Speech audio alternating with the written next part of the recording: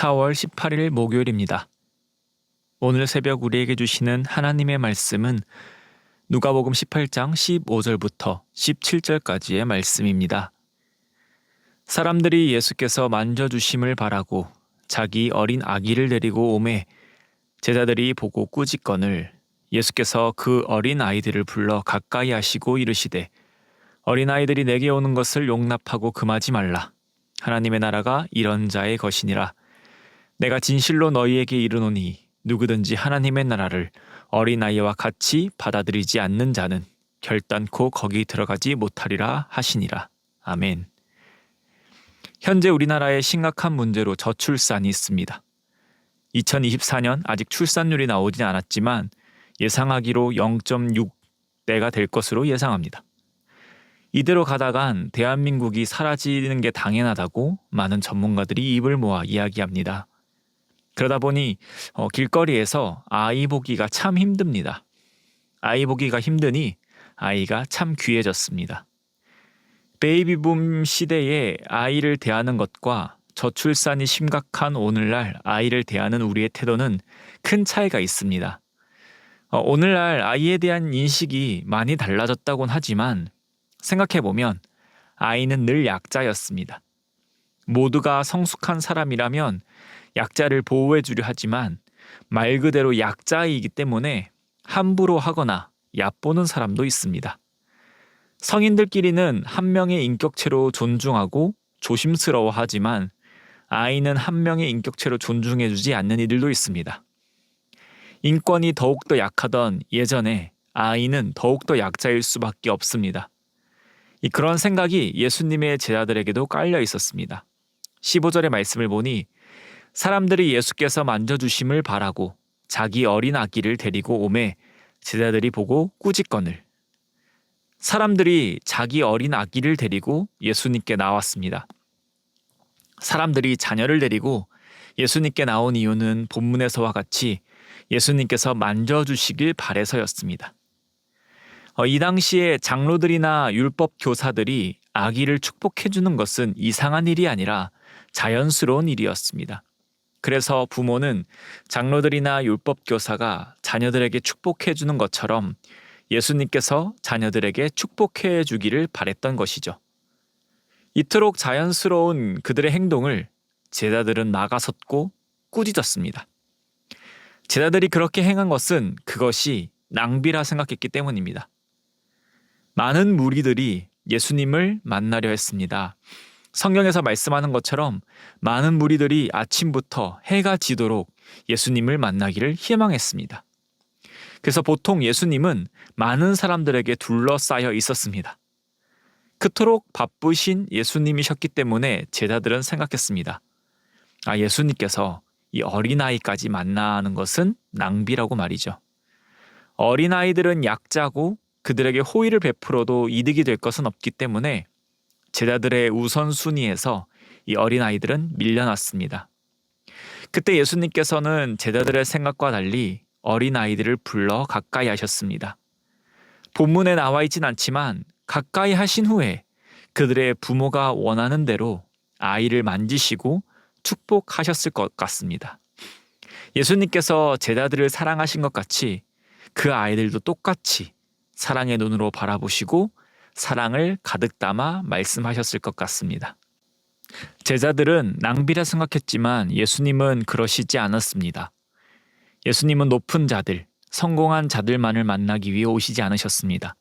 예수님은 소외받는 자들, 멸시받는 자들, 무시당하는 자들과 기꺼이 친구가 되셨습니다. 예수님은 모든 사람을 중요하게 생각하십니다. 높고 낮음에 관계없이, 귀하고 천함에 관계없이 예수님은 우리를 구원하시기 위해 이 땅에 오셨습니다.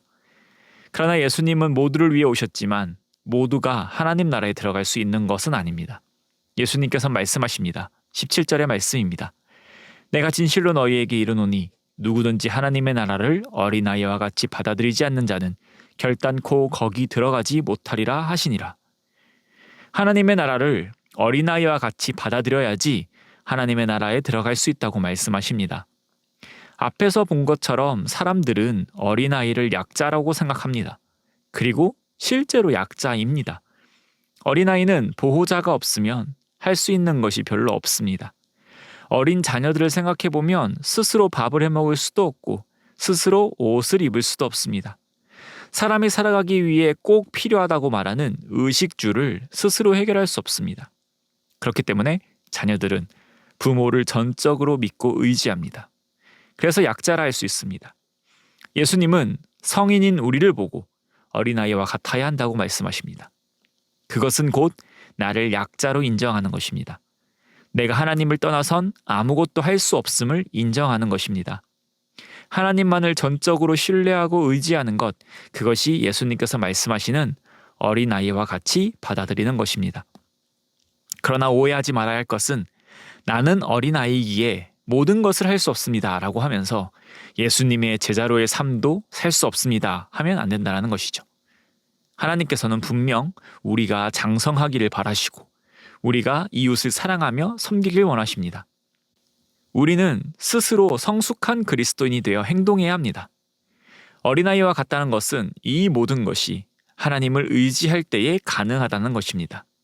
하나님 안에서만 이것을 행할 수 있다라는 것입니다. 말씀을 맺겠습니다. 사랑하는 성도님, 우리는 어린아이와 같이 약자였습니다. 소망을 품을 수 없는 죄인이었습니다. 이 멸망이라는 목적지가 분명한 비참한 자들이었습니다. 그러나 약자를 위해 또 죄인을 위해 오신 예수님으로 인해 우리는 구원받았습니다. 생명을 얻었습니다. 오늘 하루도 우리를 구원하신 그 은혜에 먼저 감사하는 자녀가 되길 원합니다. 그리고 이 놀라운 복음을 모르고 살아가는 이들에게 전해주며 살아가길 원합니다. 육적으로 도움이 필요한 자들이 있습니다. 또한 예수님을 모르고 살아간다면 그들은 영적으로 도움이 필요한 자들입니다.